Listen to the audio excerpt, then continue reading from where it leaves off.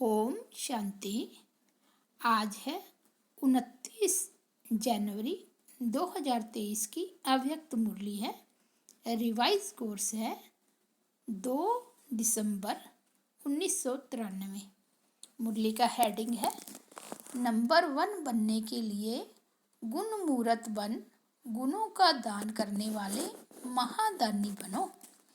आज बेहद के माता पिता चारों ओर के विशेष बच्चों को देख रहे थे। क्या विशेषता देखी? कौन से बच्चे अखुट ज्ञानी, अटल स्वराज्य अधिकारी, अखंड निर्विघ्न, अखंड योगी, अखंड महादानी है। ऐसी विशेष आत्माएं कोटों में कोई बने हुए हैं। ज्ञानी, योगी, महादानी सभी बने हैं, लेकिन अखंड कोई कोई बने हैं। जो अखुट, अटल और अखंड है वही विजयमाला के विजयी मन के हैं। बाप दादा ने संगम पर सभी बच्चों को अटल अखंड भाव का वरदान दिया है, लेकिन वरदान को जीवन में सदा धारण करने में नंबरवार बन गए हैं। नंबर 1 बनने के लिए सबसे सहज विधि है अखंड महादानी बनो। अखंड महादानी अर्थात निरंतर सहज सेवाधारी, क्योंकि सहज ही निरंतर हो सकता है। तो अखंड सेवाधारी अर्थात अखंड महादानी। दाता के बच्चे हो, सर्व खजानों से संपन्न श्रेष्ठ आत्माएं हो। संपन्न की निशानी है अखंड महादानी। 1 सेकंड भी दान देने के बिना रह नहीं सकते। द्वापर से दानी आत्माएं अनेक भगत भी बने हैं, लेकिन कितने भी बड़े दानी हो, अखुट खजाने के दानी नहीं बने हैं। विनाशी खजाने व वस्तु के दानी बनते हैं। आप श्रेष्ठ आत्माएं अब संगम पर अखुट और अखंड महादानी बनते हो। अपने आप से पूछो कि अखंड महादानी हो व समय प्रमाण दानी हो व चांस प्रमाण दानी हो। अखंड महादानी सदा 3 प्रकार से दान करने में बिजी रहते हैं। पहला, मनसा द्वारा शक्तियाँ देने का दान। दूसरा, वाणी द्वारा ज्ञान का दान। तीसरा, कर्म द्वारा गुणों का दान। इन तीनों प्रकार के दान देने वाले सहज महादानी बन सकते हैं। रिजल्ट में देखा, वाणी द्वारा ज्ञान दान मेजॉरिटी करते रहते हो। मनसा द्वारा शक्तियों का दान यथाशक्ति करते हो, और कर्म द्वारा गुण दान यह बहुत कम करने वाले हैं। और वर्तमान समय चाहे अज्ञानी आत्माएं हैं चाहे ब्राह्मण आत्माएं हैं, दोनों को आवश्यकता गुण दान की है। वर्तमान समय विशेष स्वयं में व ब्राह्मण परिवार में इस विधि को तीव्र बनाओ। यह दिव्य गुण सबसे श्रेष्ठ प्रभु प्रसाद है। इस प्रसाद को खूब बांटो। जैसे जब कोई इससे भी मिलते हो तो 1-2 में भी स्नेह की निशानी स्थूल टोली खिलाते हो ना, ऐसे 1-2 में यह गुणों की टोली खिलाओ। इस विधि से जो संगम युग का लक्ष्य है, फरिश्ता सो देवता, ये सहज सरब में प्रत्यक्ष दिखाई देगा।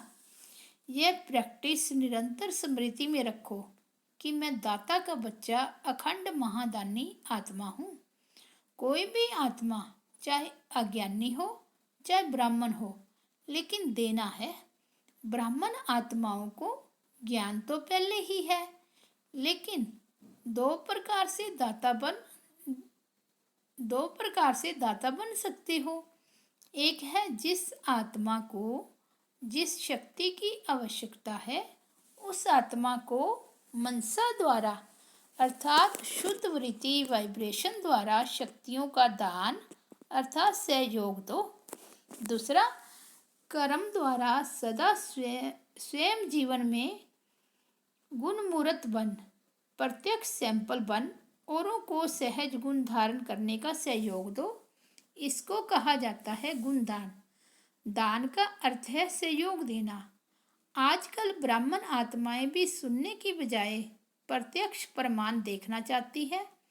किसी को भी शक्ति धारण करने की व गुण धारण करने की शिक्षा देना चाहते हो तो कोई दिल में सोचते, कोई कहते कि ऐसे धारणा मूर्त कौन बने हैं, तो देखना चाहते हैं लेकिन सुनना नहीं चाहते।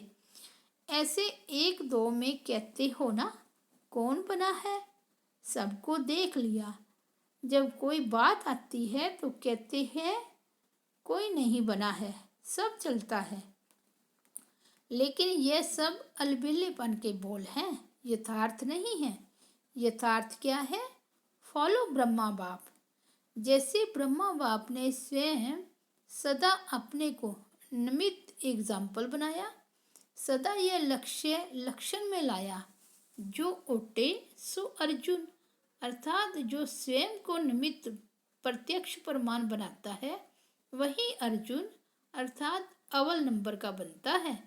अगर फॉलो फादर करना है तो दूसरों को देख बनने में नंबर 1 नहीं बन सकेंगे, नंबर वार बन जाएंगे। नंबर 1 आत्मा की निशानी है। हर श्रेष्ठ कार्य में मुझे निमित्त बन, औरों को सिंपल करने के लिए सैंपल बनाना है। दूसरे को देखना, चाहे बड़े को, चाहे छोटे को, चाहे समान वालों को, लेकिन दूसरों को देख बनना कि पहले यह बने तो मैं बनूं, तो नंबर 1 तो वह हो गया ना जो बनेगा, तो स्वयं स्वतः ही नंबर वार में आ जाते हैं। तो अखंड महादानी आत्मा सदा अपने को हर सेकंड तीनों ही महादान में से कोई ना कोई दान करने में बिजी रखता है। जैसा समय वैसी सेवा में सदा लगा हुआ रहता है। उनको व्यर्थ देखने, सुनने व करने की फुर्सत ही नहीं। तो महादानी बने हो, अभी अंडरलाइन करो, अखंड बने हैं। अगर बीच बीच में दातापन में खंडन पड़ता है तो खंडित को संपूर्ण नहीं कहा जाता। वर्तमान समय आपस में विशेष कर्म द्वारा गुणदाता बनने की आवश्यकता है। हर एक संकल्प करो कि मुझे सदा गुण मूर्त बन, सबको गुण मूर्त बनाने का विशेष कर्तव्य करना ही है। तो स्वयं की और सर्व की कमजोरियां समाप्त करने की इस विधि में हर एक अपने को निमित्त अव्वल नंबर समझ आगे बढ़ते चलो। ज्ञान तो बहुत है, अभी गुणों को इमर्ज करो। सर्वगुण संपन्न बनने और बनाने का एग्जाम्पल बनो। अच्छा, सर्व अखंड योगी तो आत्माएं, सर्व सदा गुण मूर्त आत्माओं को, सर्व हर संकल्प हर सेकंड महादानी व महा से योगी विशेष आत्माओं को सदा स्वयं को श्रेष्ठता में सैंपल बन, सर्व आत्माओं को सिंपल सहज प्रेरणा देने वाले, सदा स्वयं को निमित्त नंबर 1 समझ प्रत्यक्ष प्रमाण देने वाले बाप समान आत्माओं को बाप दादा का याद प्यार और नमस्ते। दादी जानकी जी से मुलाकात। ऑस्ट्रेलिया, सिंगापुर आदि के चक्कर का समाचार सुनाया और सबकी याद दी। सबकी याद पहुंच गई। चारों ओर के बच्चे सदा बाप के सामने हैं, इसका प्रत्यक्ष प्रमाण है। जब भी याद करते तो समीप और साथ का अनुभव करते हैं। बाबा कहा दिल से और दिलाराम हाजिर, इसलिए ही कहते हैं हजूर हाजिर है, हाजिरा हजूर है। यहाँ भी हैं जो भी हैं, लेकिन हर स्थान पर हर एक के पास हाजिर हो जाते हैं, इसलिए हाजिरा हजूर हो गया।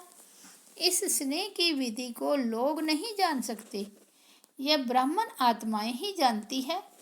अनुभवी इस अनुभव को जानते हैं। आप विशेष आत्माएं तो हैं ही कंबाइंड ना, अलग हो ही नहीं सकते। लोग कहते हैं जिधर देखते हैं उधर तू ही तू है, और आप कहते हो जो करते हैं जहाँ जाते हैं बाप साथ ही है, अर्थात तू ही तू है।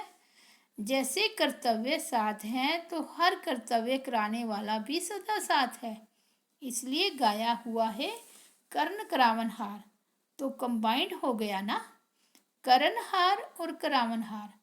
तो आप सबकी स्थिति क्या है? कंबाइंड है ना। कर्ण करावनहार कर्णहार के साथ है ही, करावनहार अलग नहीं है। इसको ही कंबाइंड स्थिति कहा जाता है। सभी अपना अपना अच्छा पार्ट बजा रहे हैं। अनेक आत्माओं के आगे सैंपल हो सिंपल करने के। ऐसे लगता है ना, मुश्किल को सहज बनाना यही फॉलो फादर है। ऐसे है ना, अच्छा पार्ट बजाया ना। यहाँ भी हैं विशेष पाठधारी, विशेष पाठ बजाने के सिवाय रह नहीं सकते। यह ड्रामा की नूंद है। अच्छा, चक्कर लगाना बहुत अच्छा है। चक्कर लगाया, फिर स्वीट होम में आ गए। सेवा का चक्कर अनेक आत्माओं के प्रति विशेष उमंग उत्साह का चक्कर है। सब ठीक है ना? अच्छा ही अच्छा है। ड्रामा की भावी खींचती जरूर है। आप रहना चाहो लेकिन ड्रामा में नहीं है तो क्या करेंगे? सोचते भी जाना पड़ेगा, क्योंकि सेवा की भावी है तो सेवा की भावी अपना कार्य कराती है। आना और जाना यही तो विधि है। अच्छा, संगठन अच्छा है। अव्यक्त बाप दादा की पर्सनल मुलाकात 1 नंबर है। परमात्म प्यार का अनुभव करने के लिए दुख की लहर से न्यारे बनो। बाप दादा ने संगम पर अनेक खजाने दिए हैं।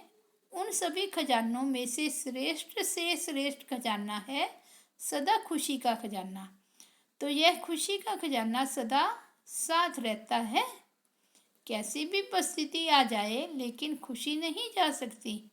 जब परिस्थिति कोई दुख की लहर वाली आती है तो भी खुश रहते हो कि थोड़ी थोड़ी लहर आ जाती है? क्योंकि संगम पर हो ना, तो एक तरफ है दुख धाम, दूसरे तरफ है सुख धाम। तो दुख की लहर की कई बातें सामने आएगी, लेकिन अपने अंदर वो दुख की लहर दुखी नहीं करे। जैसे गर्मी के मौसम में गर्मी तो होगी ना, लेकिन स्वयं को बचाना वो अपने ऊपर है। तो दुख की बातें सुनने में आएगी लेकिन दिल में प्रभाव नहीं पड़े, इसलिए कहा जाता है न्यारा और प्रभु का प्यारा। तो दुख की लहर से न्यारा तब प्रभु का प्यारा बनेंगे। जितना न्यारा उतना प्यारा। अपने आप को देखो कि कितने न्यारे बने हैं। जितना न्यारा बनते जाते हो उतना ही सहज परमात्म प्यार का अनुभव करते हो। तो हर रोज चेक करो कि कितने न्यारे रहे, कितने प्यारे रहे, क्योंकि यह प्यार परमात्म प्यार है जो और कोई भी युग में प्राप्त हो नहीं सकता। जितना प्राप्त करना है उतना अभी करना है, अभी नहीं तो कभी भी नहीं हो सकता। और कितना थोड़ा सा समय यह परमात्म प्यार की प्राप्ति का है, तो थोड़े समय में बहुत अनुभव करना है। तो कर रहे हो। दुनिया वाले खुशी के लिए कितना समय संपत्ति खर्च करती हैं और आपको सहज अविनाशी खुशी का खजाना मिल गया। कुछ खर्चा किया क्या? खुशी के आगे खर्च करने की वस्तु है ही क्या जो देंगे?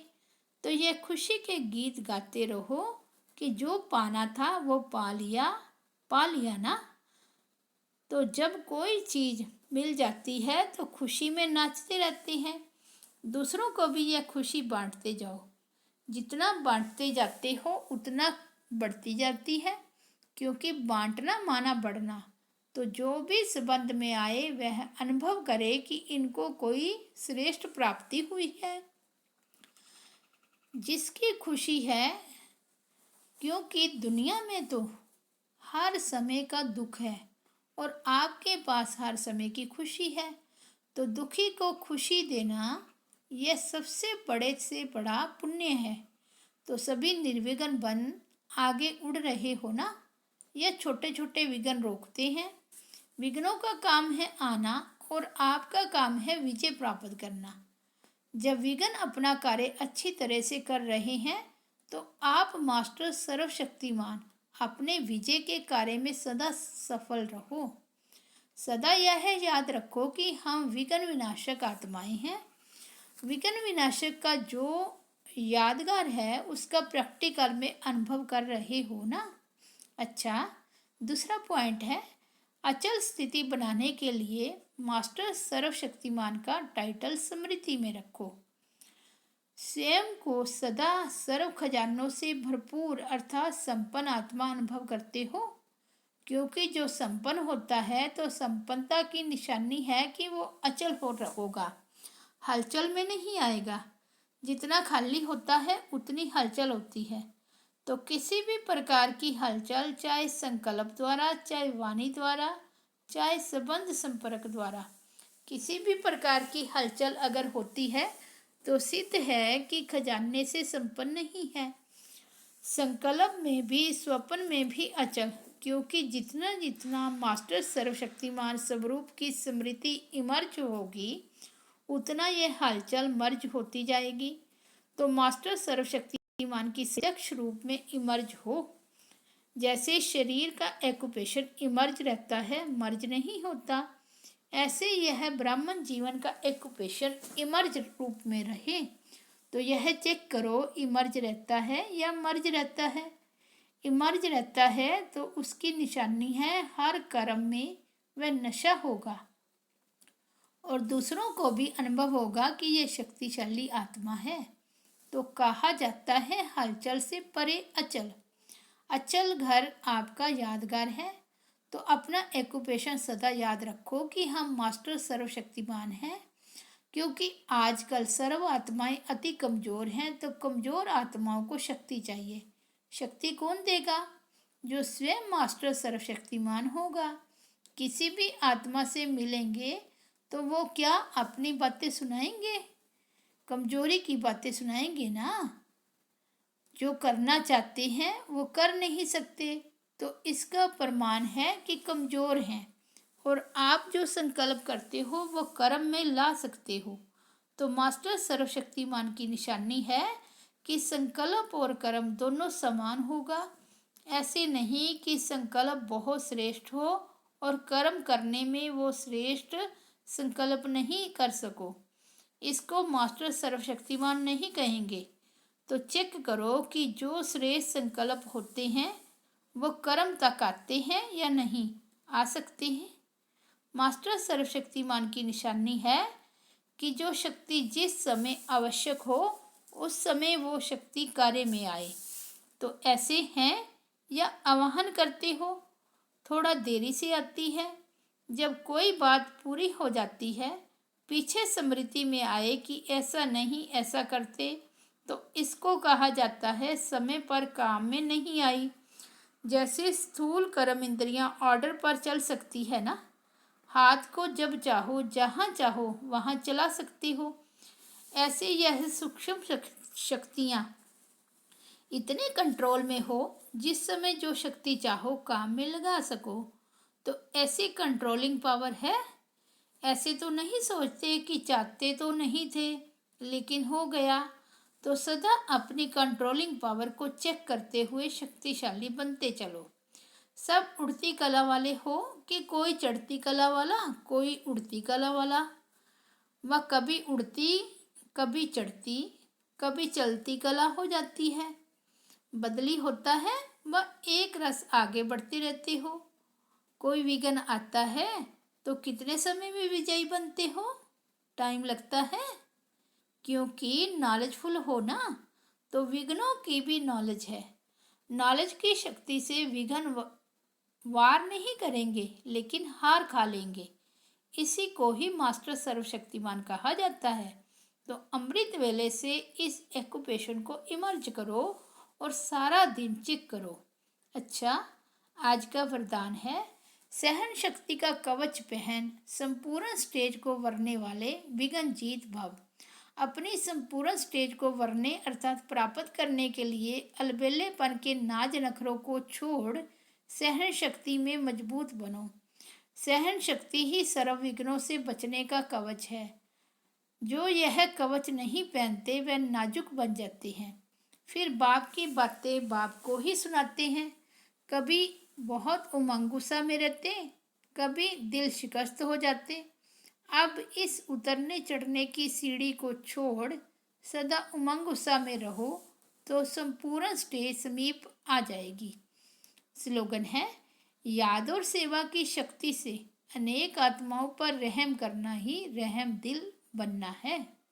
याद और सेवा की शक्ति से अनेक आत्माओं पर रहम करना ही रहम दिल बनना है। अव्यक्त इशारे हैं। जब जैसी स्थिति बनाना चाहें वैसी स्थिति बनाने के लिए मन को ड्रिल करानी है। 1 सेकंड में आवाज में आए, 1 सेकंड में आवाज से परे हो जाओ, 1 सेकंड में कार्य प्रति शारीरिक भान में आए और फिर 1 सेकंड में अशरीरी हो जाएं। जब यह ड्रिल पक्की हो तब हर परिस्थिति का सामना कर सकेंगे। अच्छा, ओम शांति।